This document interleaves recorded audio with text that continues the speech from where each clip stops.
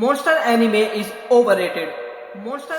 Monster anime एक ऐसा anime है जो कि हर किसी की बस की बात नहीं है। ये एक थ्रिलर एनिमे तो है, लेकिन बाकी थ्रिलर एनिमे से बिल्कुल डिफरेंट है। अगर आपको डेथ नोट वाली फीलिंग चाहिए तो वो नहीं हो पाएगी। डेथ नोट के अंदर जैसे कि सस्पेंस बिल्ड करा गया था, उस तरह का सस्पेंस इसके अंदर बिल्ड करा जाता है, लेकिन उसको आप किस तरीके से लेते हो वो बहुत ज्यादा अलग है। एंड इसकी जो स्टोरी है ना, वो डायरेक्ट स्टोरी बिल्कुल भी नहीं है, ये लेयर्स में डिपेंडेंट है। एंड आप इसके लेयर्स को जितना ज्यादा कवर करोगे ना, ये एनिमे आपको उतना ही ज्यादा हॉन्ट करेगा। This anime is so haunted that it can haunt you for the rest of your life. And same time पर ऐसे भी कुछ लोग हैं जिनको ये एनिमे बिल्कुल भी पसंद नहीं आएगा। हो सकता है कि उनको थोड़ा सा ओवररेटेड लगे एंड शायद से उतना ज्यादा डरावना ना लगे जितना ज्यादा डरावना होने का ये क्लेम करता है। पहले इस एनिमे के बारे में मैं ज्यादा बात कर रहा हूं तो इसके प्लॉट के बारे में आपको बता देता हूं, लेकिन इसके प्लॉट के बारे में बात करने से पहले आपको एक क्वेश्चन का जवाब देना होगा। एंड इस क्वेश्चन का अगर आप जवाब दे पाए ना, तभी आप वर्दी हो इस एनिमे को देखने के, नहीं तो अभी आप उस लेवल पर नहीं पहुंचो कि आप इस एनिमे को अच्छे से देख पाओ। ये एनिमे आपको डायरेक्टली हॉन्ट नहीं करता, ये धीरे धीरे आपके दिमाग पर असर करेगा। तो आपका दिमाग कितना स्ट्रॉन्ग है आप ये पता कर सकते हो इस क्वेश्चन का जवाब देने के बाद। पहले इसका आंसर मैं लास्ट में दूंगा ही, पर आप इसका जवाब देकर देखो। तो मान लीजिए आपके पास एक स्पेशल पावर है, उस स्पेशल पावर को यूज करने के बाद आप एक टाइम पर सिर्फ एक बंदे को ही बचा सकते हो। एंड दो लोगों का अलग जगह पे एक्सीडेंट हुआ है एंड वो आपके सामने आ गए हैं। एंड अब आपको किसी एक बंदे को ही बचाना होगा। एंड आपने ऐसा ही करा, मान लीजिए आपने उनमें से एक बंदे को बचा लिया एंड एक बंदे को नहीं बचा पाए। तो जिस बंदे को आप नहीं बचा पाए उसके पेरेंट्स आपके पास आते हैं, बोलते हैं कि तुमने मेरे बच्चे को नहीं बचाया तो मेरे बच्चे के कातिल तुम हुए। लॉजिकली देखा जाए तो बिल्कुल ठीक है, आप चाहते तो दूसरे बंदे को भी बचा सकते थे, लेकिन आपने नहीं किया ऐसा। आपके लिए जो फर्स्ट बंदा था वो ज्यादा इंपॉर्टेंट था, तो आपने उसको बचा लिया। एंड देखा जाए तो आपने कोई भी गलती नहीं करी, आप तो सिर्फ एक ही बंदे को बचा सकते थे, आपने एक बंदे को बचा लिया। लेकिन ट्विस्ट ये है कि जिस बंदे को आपने बचाया है ना, वो असल में एक क्रिमिनल निकला। एंड फिर वो मारता है बहुत सारे लोगों को, 100, 200, 300, 500, बहुत ही ज्यादा लोगों को वो मारता है। तो जितने भी लोगों को उसने मारा है वो इसलिए मार पाया है क्योंकि आपने उसको जिंदा करा, आपने उसको बचाया। तो क्या आपने वो मर्डर करवाई?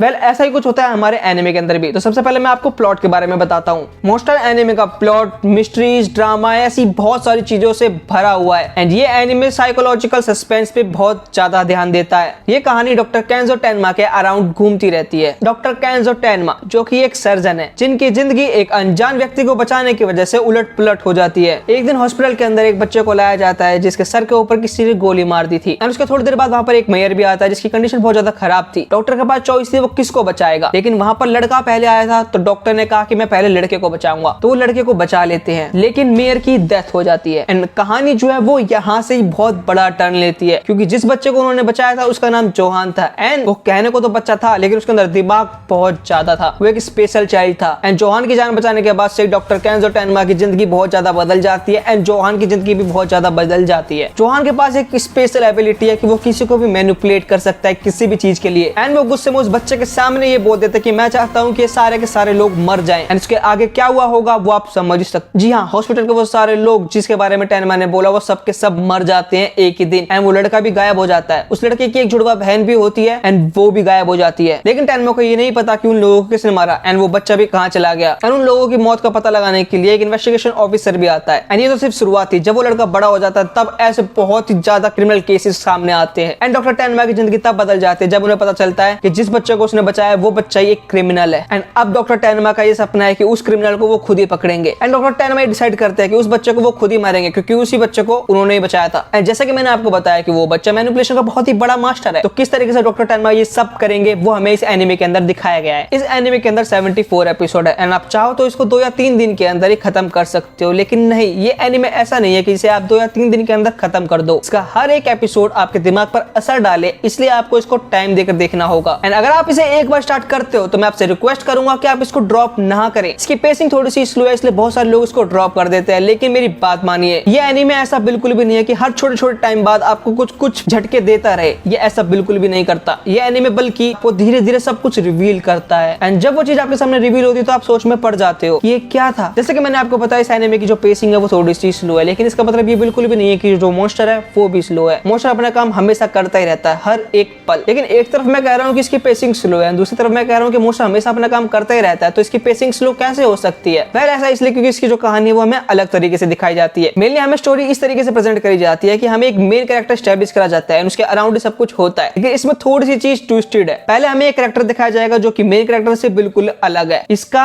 एंड मेन कैरेक्टर का आपस में कोई भी कनेक्शन नहीं है। हमें इसकी इंडिपेंडेंट कहानी दिखाई जाएगी एंड धीरे धीरे वो कहानी बड़ी होती जाएगी एंड इवेंचुअली वो लास्ट में जाकर हमारे मेन कैरेक्टर से किसी न किसी तरीके तरीके से कनेक्ट हो जाती है। एंड इन दोनों के बीच में जो कॉमन फैक्टर होता है वो होता है जोहान, हमारा मॉन्स्टर।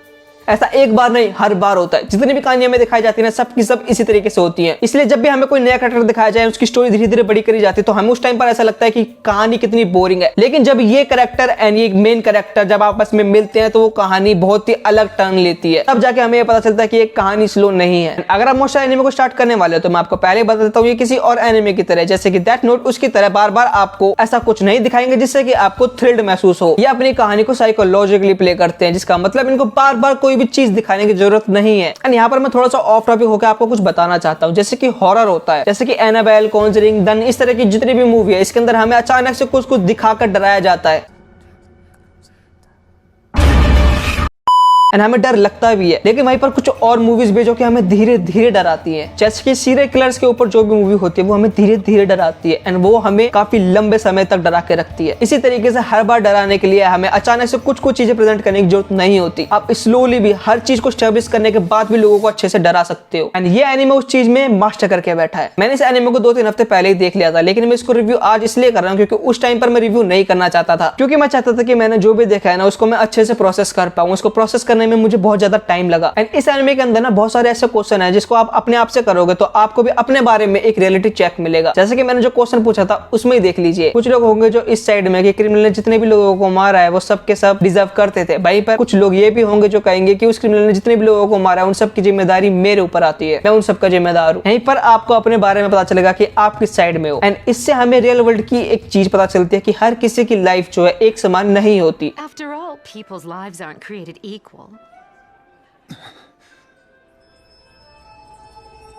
एंड इस एनिमे को देखने से पहले मैंने किसी की भी बात नहीं सुनी थी। इस एनिमे को मैंने इसलिए स्टार्ट करा था क्योंकि ये बहुत ज्यादा पॉपुलर एनिमे से एक था। इस एनिमे को जब मैंने स्टार्ट करा था, इस एनिमे के नाम की वजह से मुझे ऐसा लगा था कि इस एनिमे के अंदर कोई एक मॉन्स्टर होगा। लेकिन जब मैंने इस एनिमे को देखना स्टार्ट कराया ना, तो मुझे पता चला कि Johan is the monster.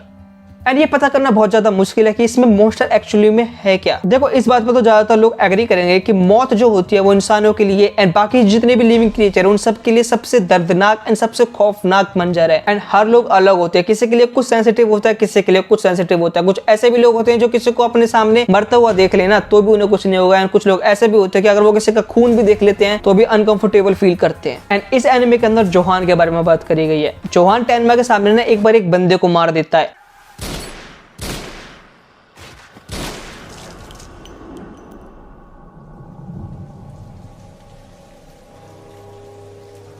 And उसके बाद उसके चेहरे पे थोड़ा सा भी एक्सप्रेशन चेंज नहीं होता।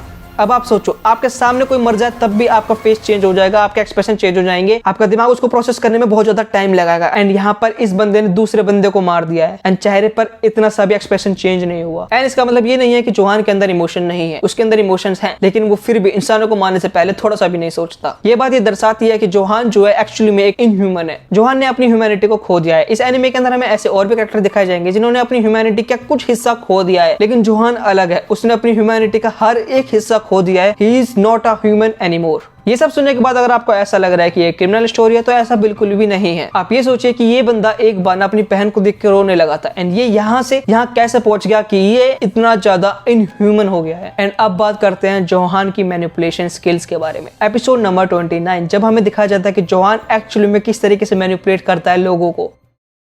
なんて重い罪なんだ。そんな重い罪を犯した人間が立派に立ち直ったような顔をして娘さんに会うんですか。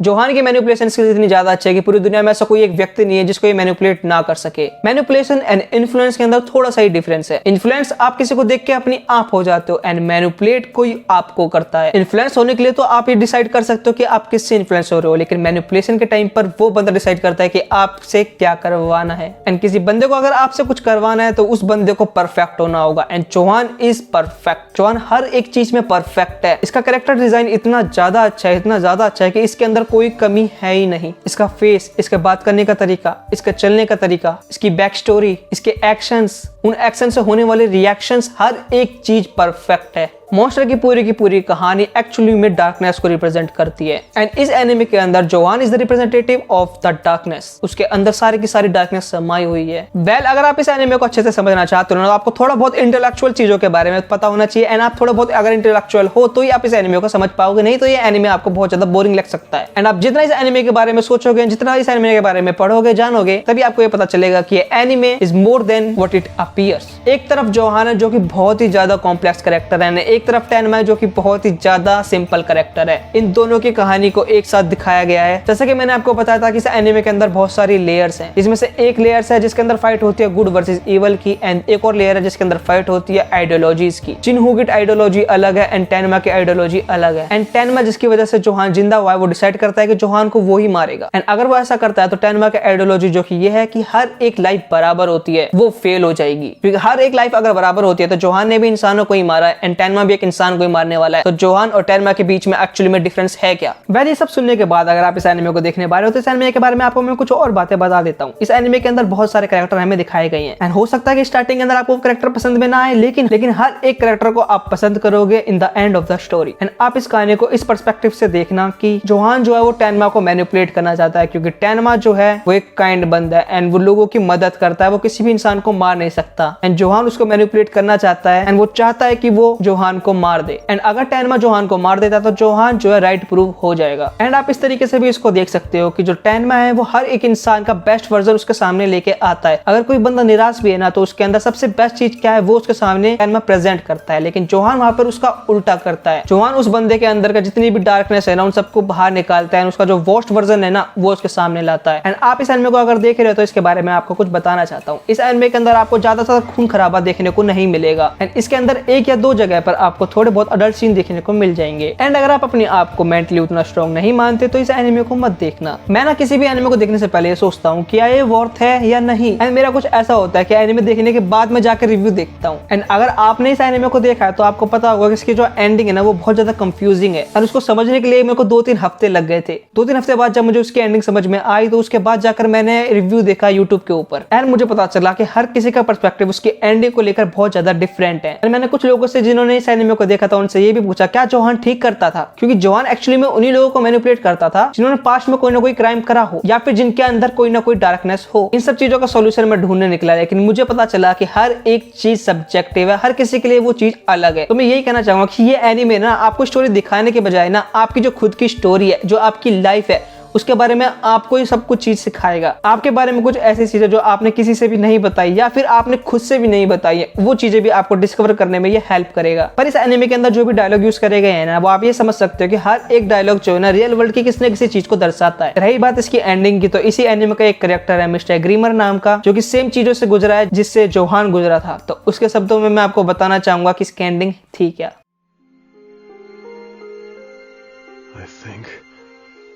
I figured out how the show must have ended. The magnificent Steiner. He probably became human again.